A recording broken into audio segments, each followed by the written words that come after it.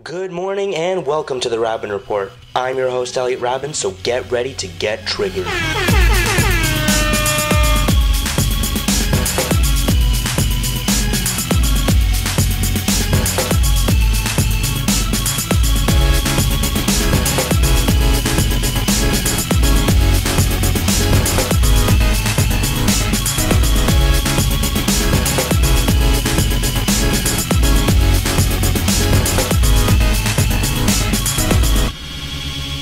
Hello, and welcome to the Raben Report. I'm your host, Elliot Raben, as you might have heard in our intro. I don't know why it was like that, the aux cord. I can't hear myself. You can't hear yourself. Can hear you. Oh, yeah? Alright. Yeah, I think Okay. So welcome to the Raben Report. As usual, I have my my panelists, Adam, Daniel, and Marshall. How are you guys? Good. Doing good. Very well. Doing good. All right. So today's topic will be. Let me actually get my notes because this is a mess. Okay. Now we're good. So let's start with our 5-minute recap of the week. We'll start with the RSU election. Adam, why don't you start us off with that? Do you have some good news for us? Yeah. I actually won. With my position that I was running for, the Faculty of Arts Director. The entire Elevate's team won for the Faculty of Arts Directors. I'm really happy. I'm working with some really awesome people, some really like-minded people. I'm really excited. I have to say, though, it's a little bit of a bittersweet celebration. I was approached to be a part of the Elevate team and be a part of the election by Bajdan Tanvir, and he unfortunately did not win his seat, which he so well deserved. And I don't think he's watching, but I just wanted to say that he did deserve it, and it's a shame that he lost. And I hope to take a lot of his ideas and a lot of what he gave me to the RSU, and I'm really happy that our president won, Suzanne, shout out, our VP of Equity, Cameron, they're great, and yeah, I'm looking forward to the next year. What about the other parties, like the other political affiliations? I don't think there are any outlined political affiliations, it's just slates. Sorry, I meant like in terms of Spark and Ohana and stuff. Oh, Ohana took TRS. Daniel, your mic is off, I believe. That makes oh, there we go. No, it's on you. Yeah. It's all good. More? Yeah. Oh. I couldn't. I can't hear any of you, so that's nice. Yeah, I've lost it too.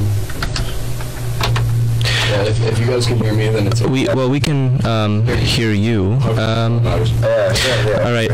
Let's just move on to Black Lives Matter. Toronto, they called Justin Trudeau, or the leader, called Justin Trudeau a white supremacist terrorist. What are your thoughts on all that? The left is tearing each other apart. When I first saw that, I thought it was a joke. I never would have thought that Ms. Kogali herself had actually said that. I mean, never the most reasonable woman, but that is just insane. I mean, there's a lot of things you can call Justin Trudeau. There's a lot of horrible things you can call Justin Trudeau that probably have some element of truth to them. But white supremacist terrorists, my God. And I had somebody clear it up to me, somebody who agreed with them. I had them clear it up to me. And it made the slightest bit more sense. And they had said that white supremacy no longer means thinking that white people are superior. Everything good, guys? Yep. Keep going.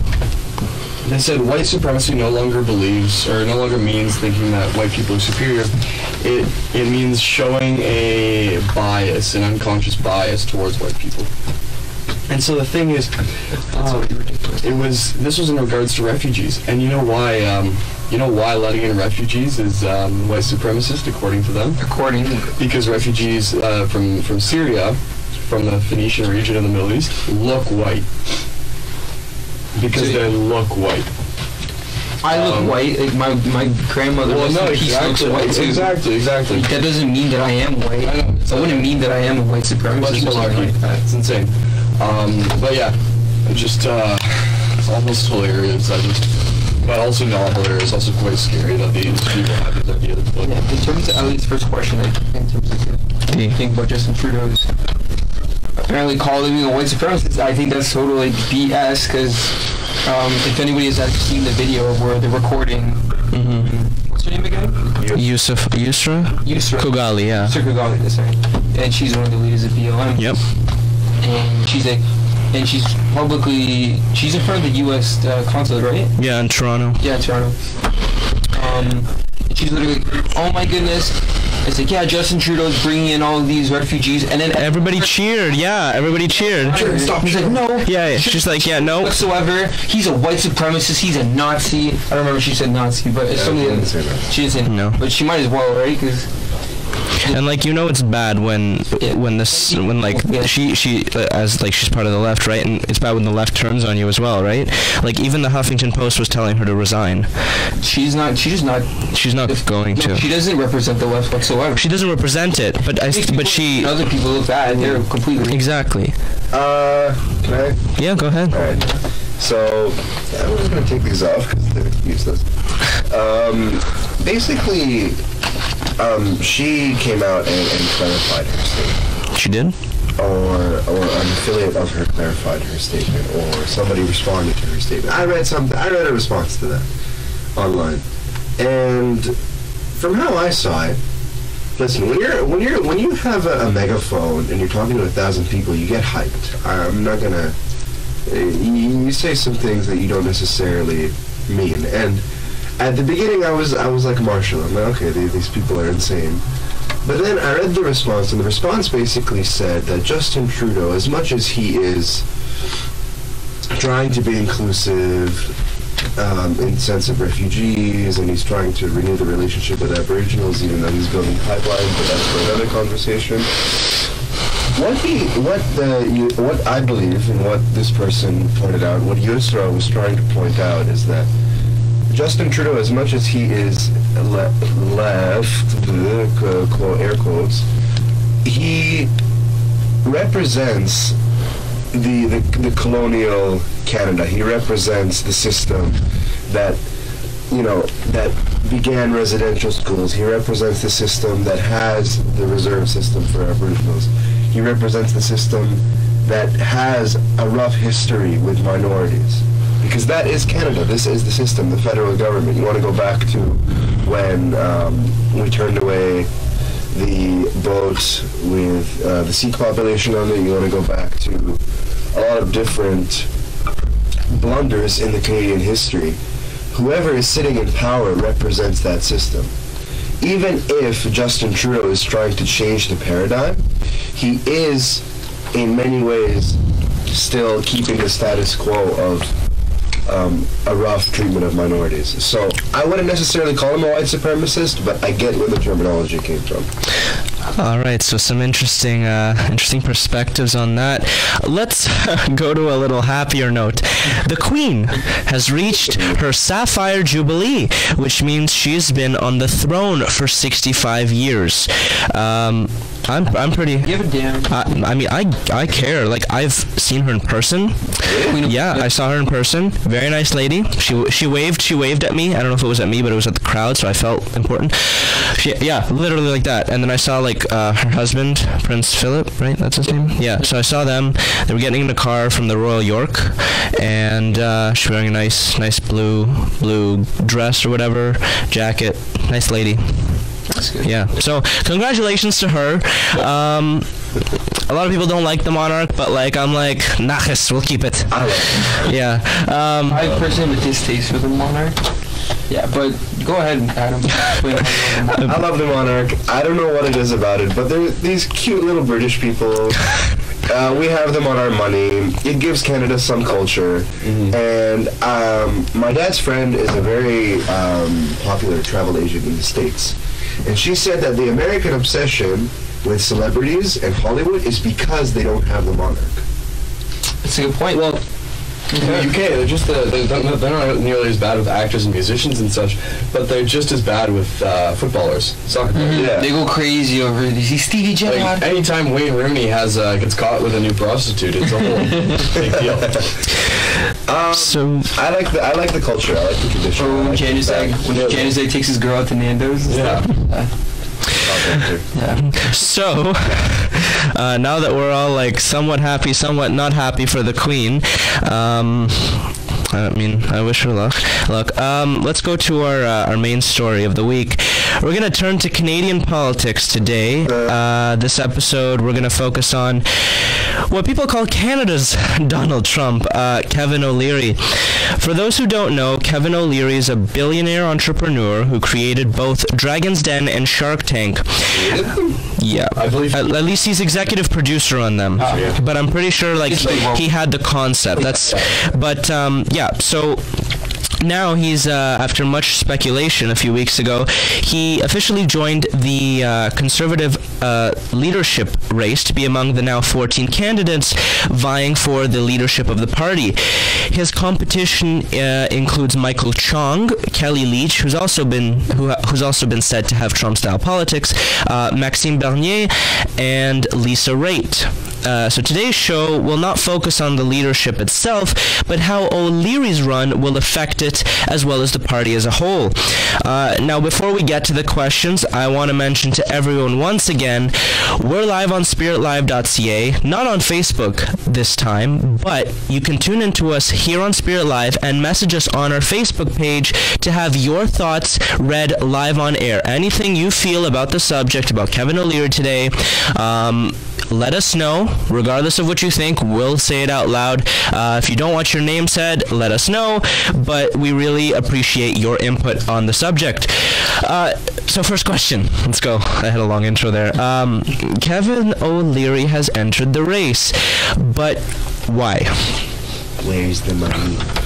I think you ask why Kevin O'Leary? Mr. Wonderful. Yes, why did he enter? I think from obviously his own political path and his own personal views that maybe he wants to go. He thinks he can do a good job of running Canada. There's nothing from stopping him, of course. I think maybe also the election of Donald Trump has seen the realization that you don't have to necessarily be a career politician to get into politics, like no matter what the age is. We have prime examples right now in Canadian Parliament. We have 19-year-olds that are affiliated with the NDP and in the Conservative Party, or Sam Oosterhoff, Niagara Glenbrook, NPP. Yeah, 19 years NPP, sorry. But we have people that are in politics that people say he has no experience whatsoever.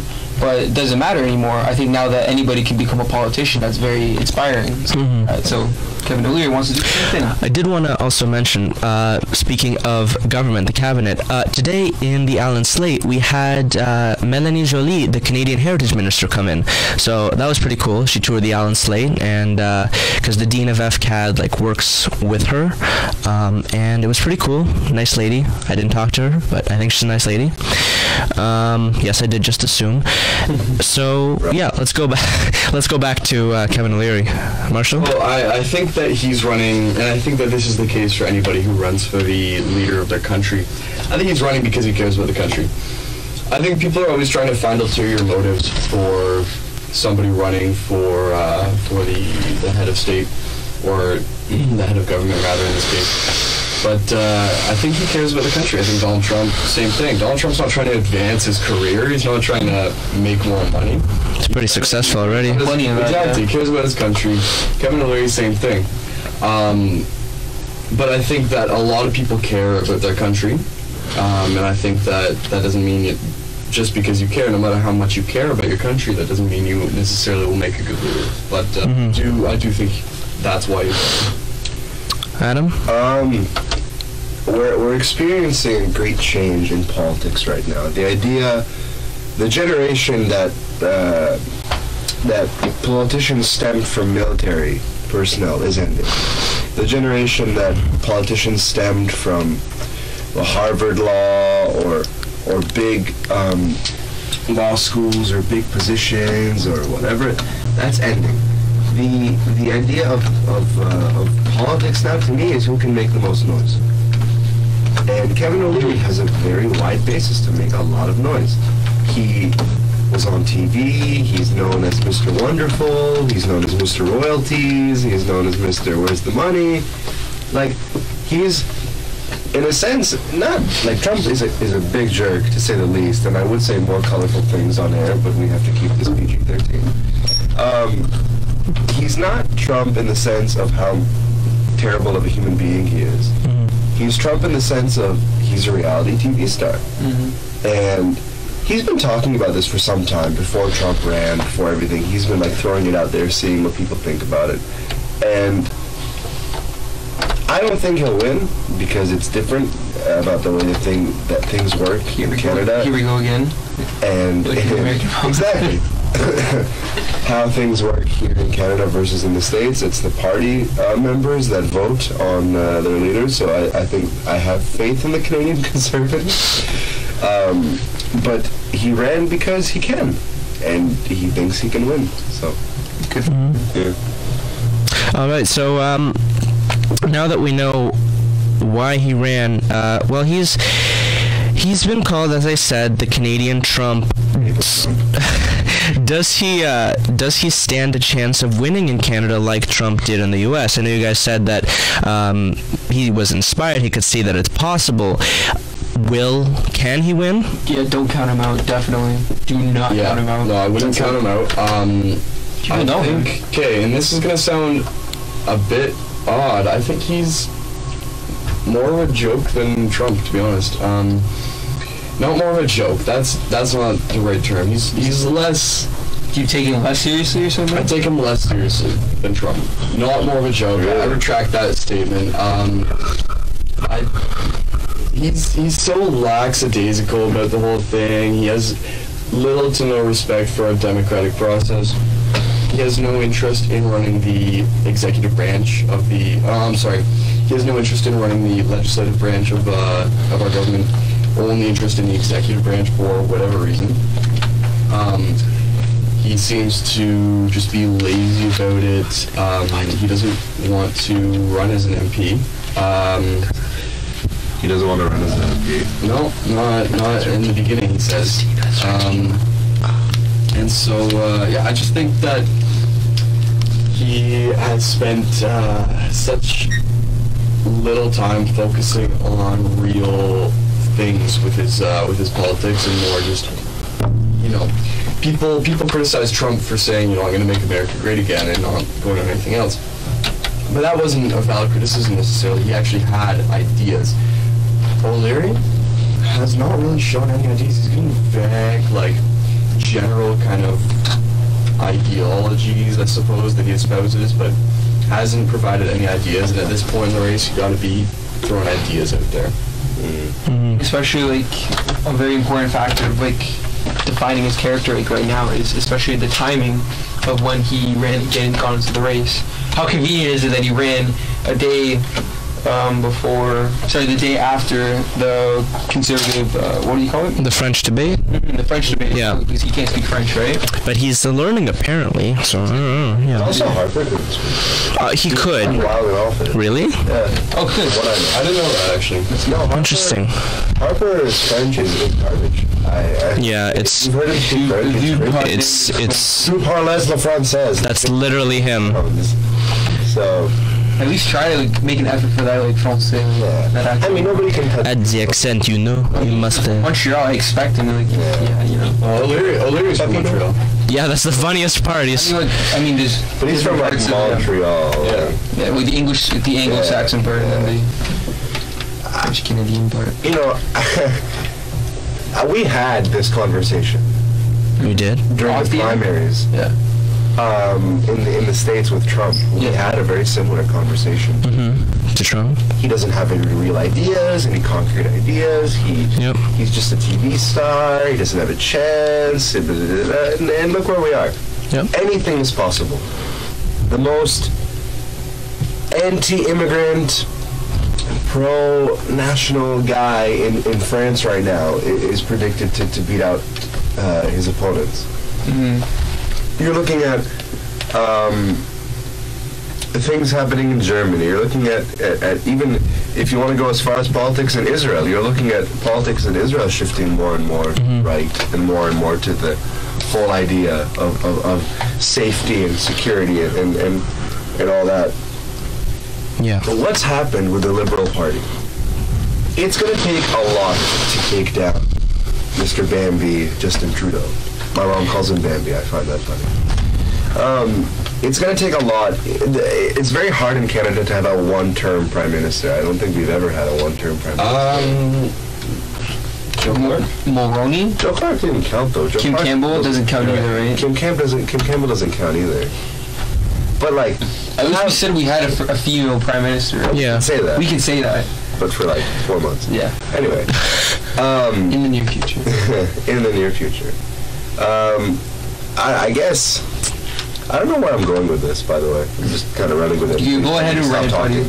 I don't know.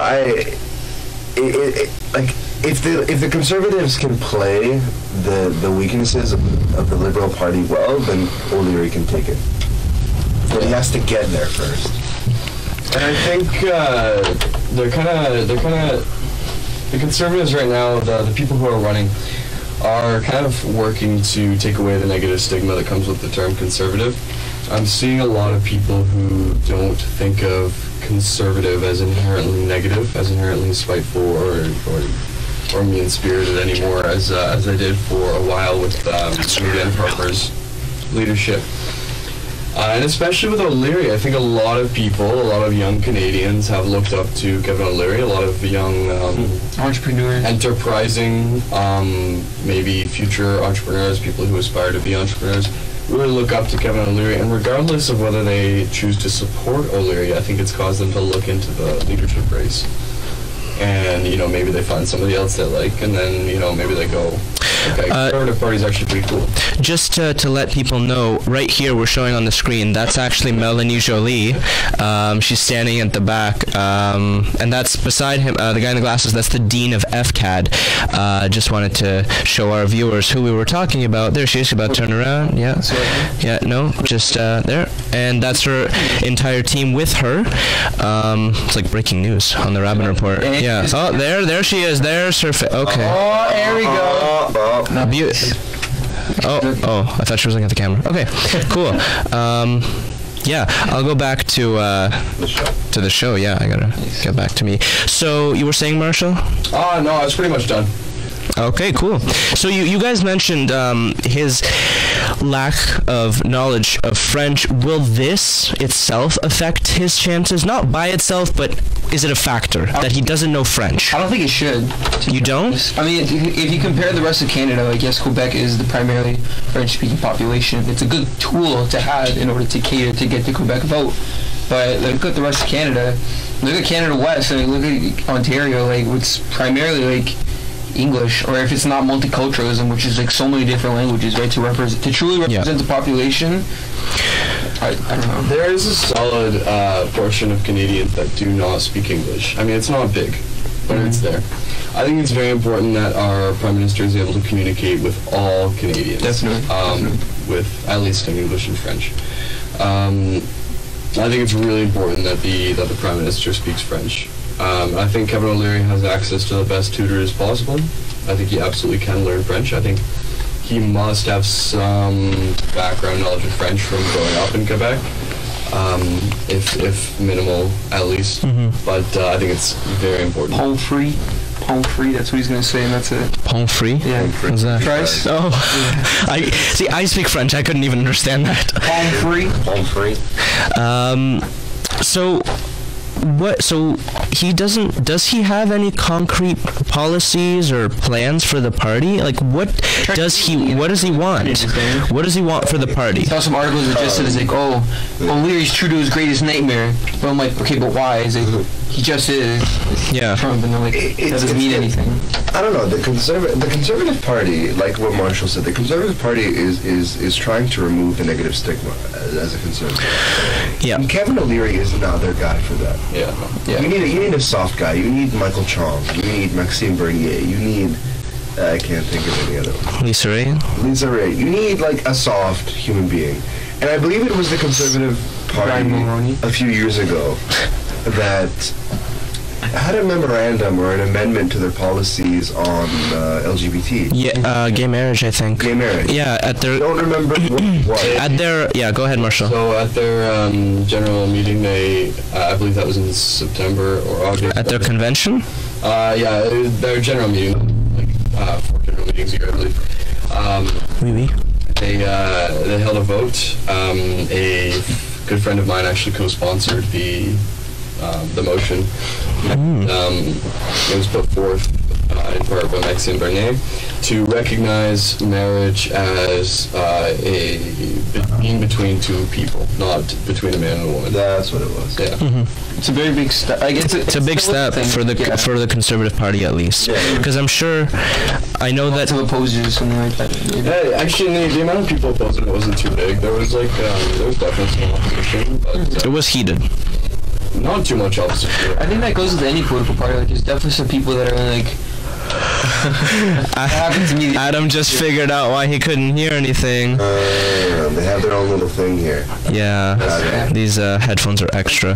But with any political party, like, not every single person that's in the party shares the exact same ideas that are embedded into their constitution and stuff, right? I'm using the term loosely, but yeah, like, there's definitely some liberals who like just don't agree with gay marriage or something like that. 100%. There's an NDP candidate who's literally like, I completely disagree with gay marriage or something like that in Toronto. No, there was one candidate, I think it was either Liberal or NDP, that believed that aliens existed, or That sounds familiar. or that dinosaurs were fake, Yeah. or something like that. You must watch a lot of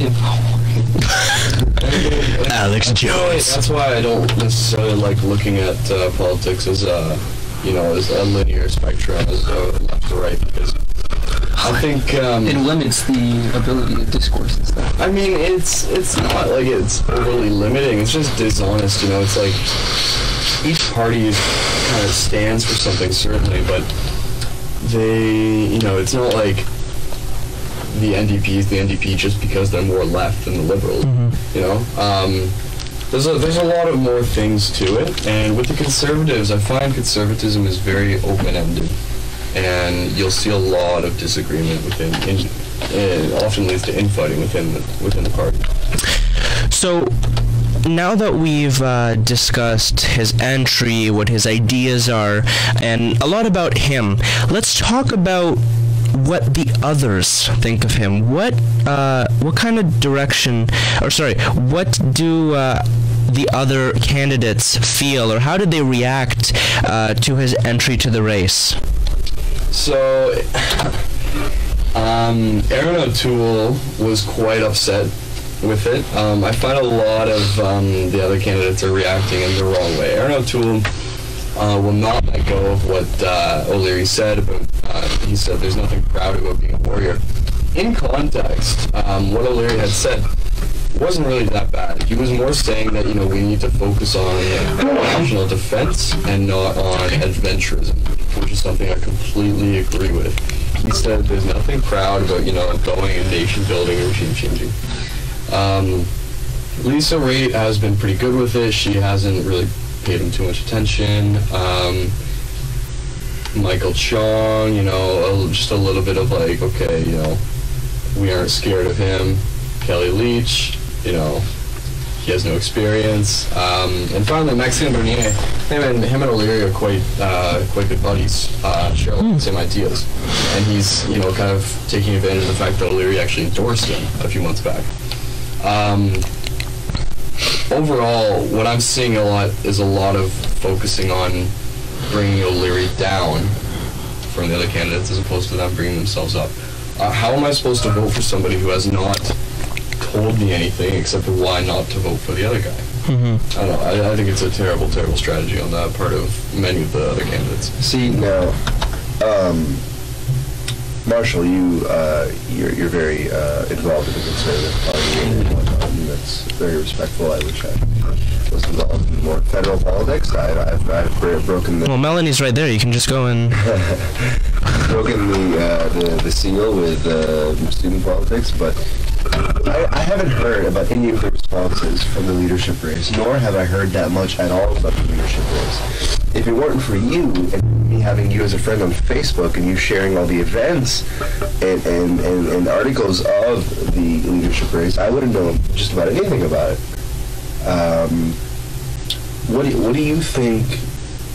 Do you think that that's just the way it is in Canada, or do you think that they should be doing something different, or what do you think? I think that's the way it is in Canada. I think that's the way it is. Is it Celine Dion? It was.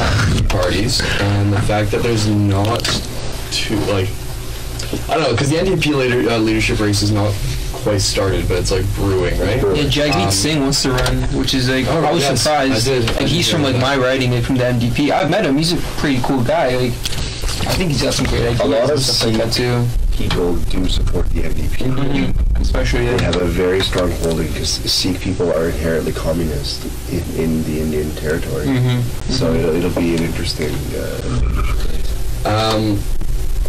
Now, I'm not sure why people don't pay more attention to it. I think it's just because people.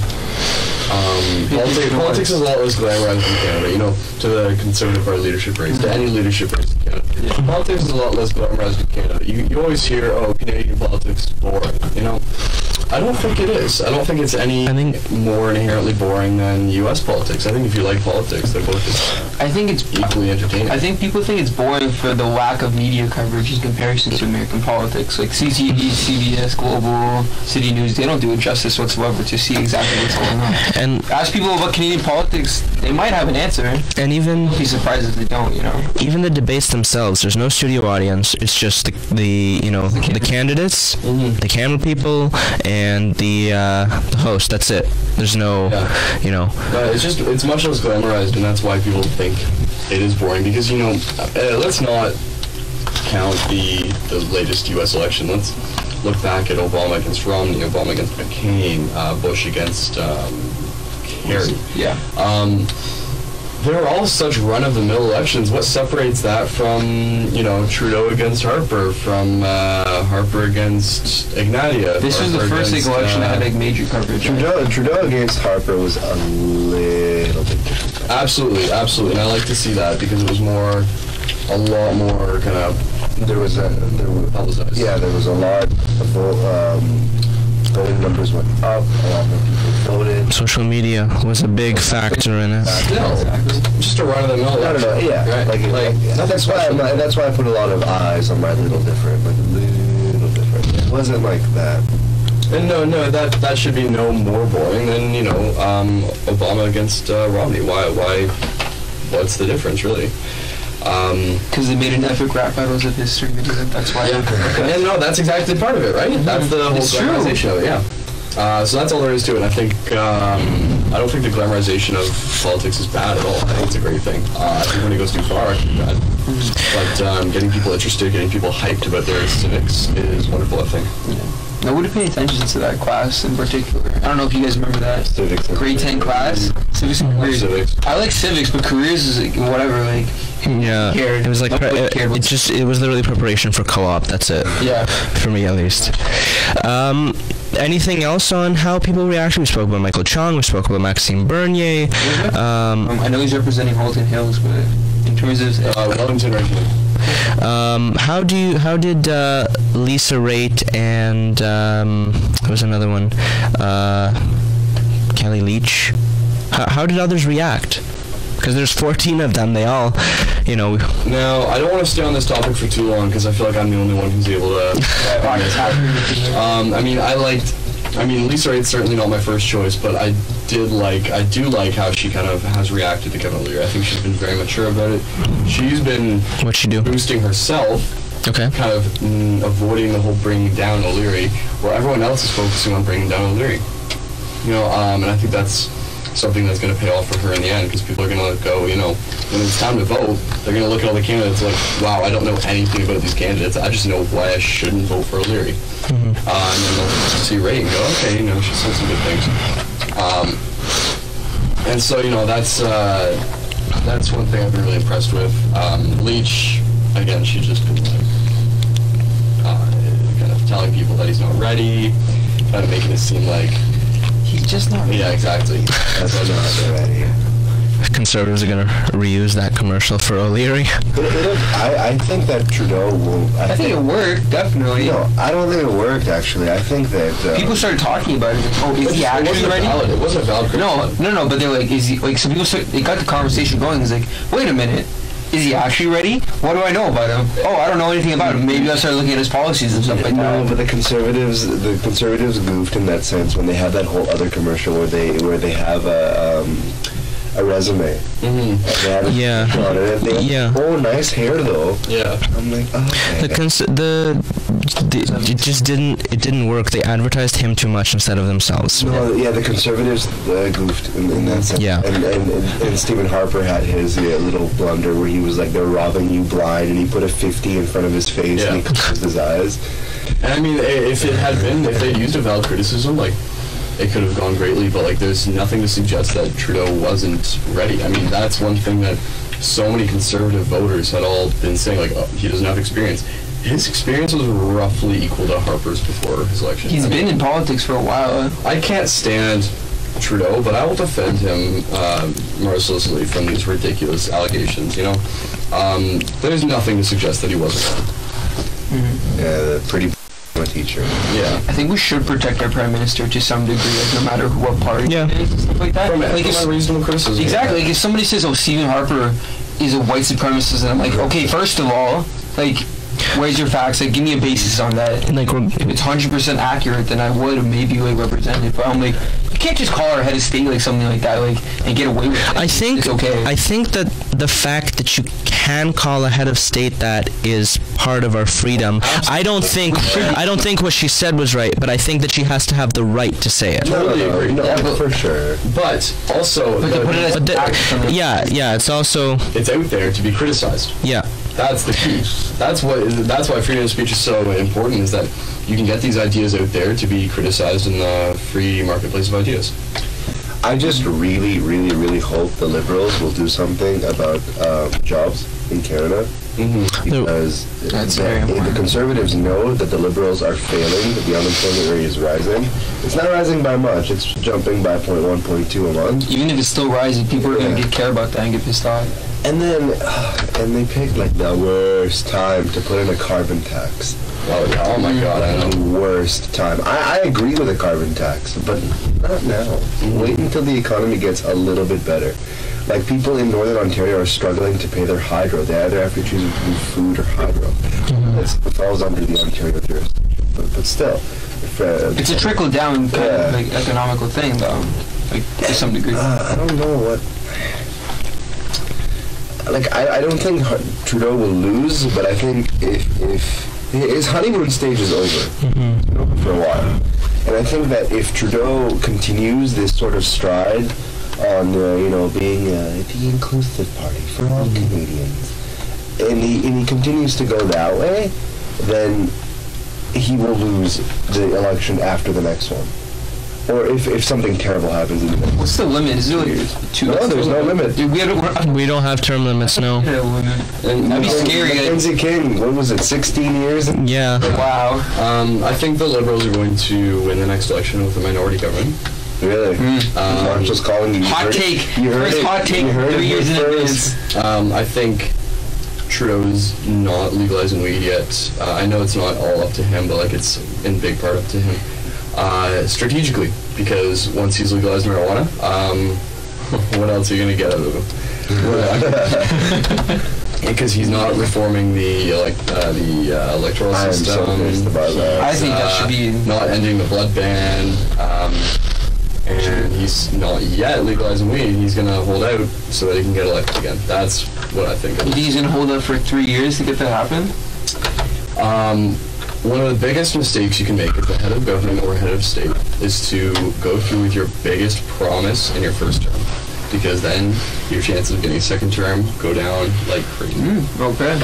But isn't there sort of... 3 years for drug use to still make some profit then, you know? Isn't there a sort of like, like motivation for to vote again if he does? Yeah. It's like, he fulfilled one of his promises. That's only if it goes well. If you're promised that if it actually has the desired effects. I'm not seeing much room for disaster with legalizing marijuana. But let's say it turns out very poorly. Let's say you've got 8-year-olds smoking pot on the street. In, hypothetical. Fun. Then there's no way. Just a plant, bro. There's no way Trudeau's getting elected. No pills, no powders, only if it comes from the ground. Same with why I think Guantanamo Bay never got closed with Obama. That was one of his biggest promises. Mm-hmm. Imagine if he had closed it, and we saw, just terrible effects from it. So now let's get back to O'Leary, because we can honestly talk about Trudeau for an entire episode. Let's go back to what kind of direction will the party take if he succeeds in acquiring the position?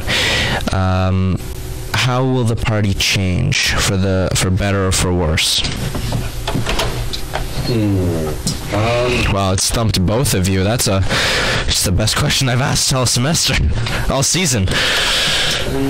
How will the party change? That's you know what?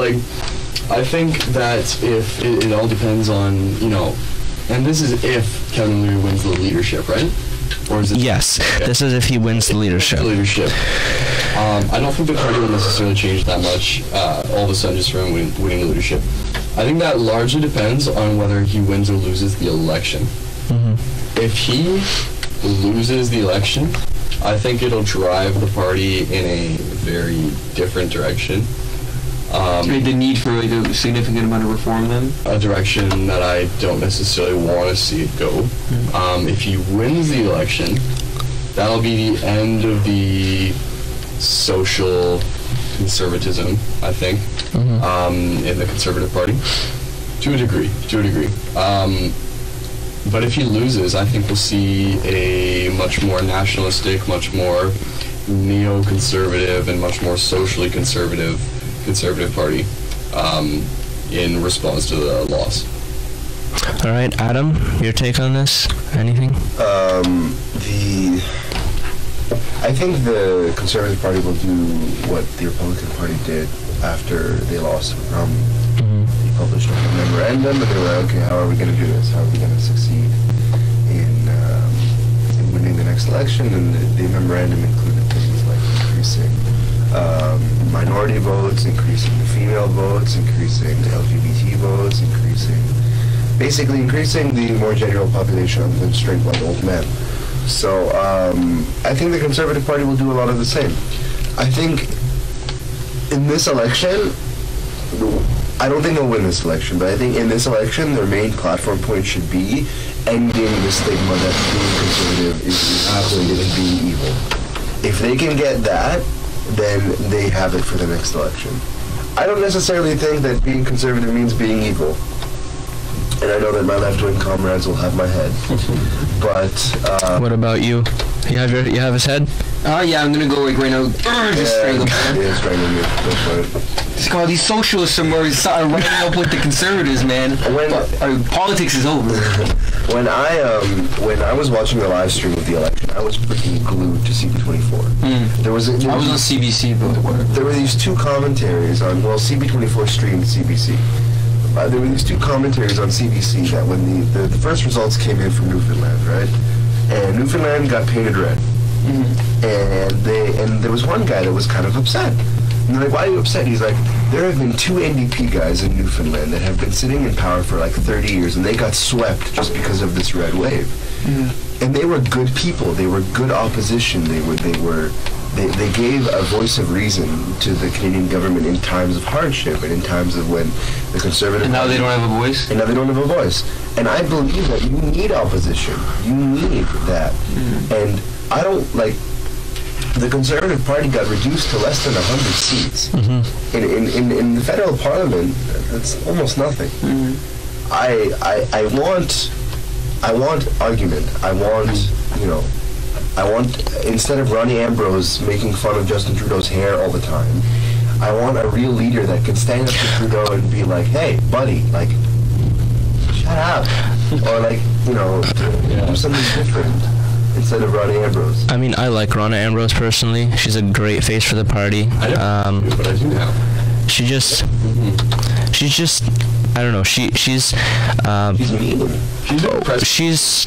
She's very strong, and I really like that. She's a strong woman. But I don't think she's electable. I disagree, but No, I would vote for her. I don't think she's electable for the undecided voters.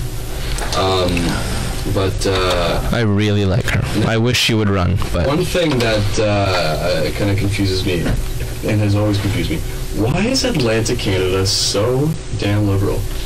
You'd think it would be like blue, right? I know, like you look at New England in the States, and you look at all the coastal areas of New England, it's all so Republican. Yeah. Yeah. But I don't know. I think they've just had good liberal MPs. There's been good liberal premiers, and I think that with that regard, they vote liberal. But they've always voted liberal. Yeah. Like even when the Liberal Party got reduced to almost nothing, it was all Newfoundland and the Maritimes. so we're running out of time. I want to get to my last question. What surprises do you think Kevin O'Leary, Mr. Wonderful, has up his sleeve? I think with his skills in the business world, he can provide a very convincing job plan. Because that's the one thing the Liberals have failed on, is jobs. Mm-hmm. They've done the social aspect of of liberalism. They've done it well, but if Kevin O'Leary can, do the Frank Underwood America Works, then I think he can. That's growing up back there in Gaffney, South. It's a good show. I think the surprising thing that could see like maybe a potential win in the Conservative Party could be focusing on Western Canada. I think that would be a very good idea, a good platform for him and stuff like that. He already has some things saying how he wants exactly Alberta. He said as when the recent resignation of the premier was going to donate $1 million or something like that. If he's able to use a platform of increasing the whole national economy by focusing less on Eastern Canada and more on Western Canada, in terms of focusing on oil and stuff like that, people won't care about the environmental damage. They'll think it's he's actually going to change the country and do something more progressive in terms of building a stronger nation. It's he has my vote then, right? I think that's a good way for him to get some votes. Kevin O'Leary is a neoliberal. He's a classical liberal as well, and Trump people do not want to vote Kevin O'Leary, but Trump people think they want to vote Kevin O'Leary. So I think that's a big surprise for a lot of people. So we've come to the end. It was a great discussion we had today. We'll try and focus something more non-partisan next time, but this was, we have to thank Austin Blazes, how do you say it? Blazes. He gave us this idea. He gave us this idea to talk about Kevin O'Leary. So that's our show. Thank you to everyone that tuned in, and we'll have a brand new episode of the Raben Report coming to you next week. Same day, same time, same people. And we really appreciate the support. We're going to post our final video onto Facebook this time because we didn't do Facebook Live. But you can expect to see that in couple hours, maybe end of the day. But yeah, thank you so much and have a great day.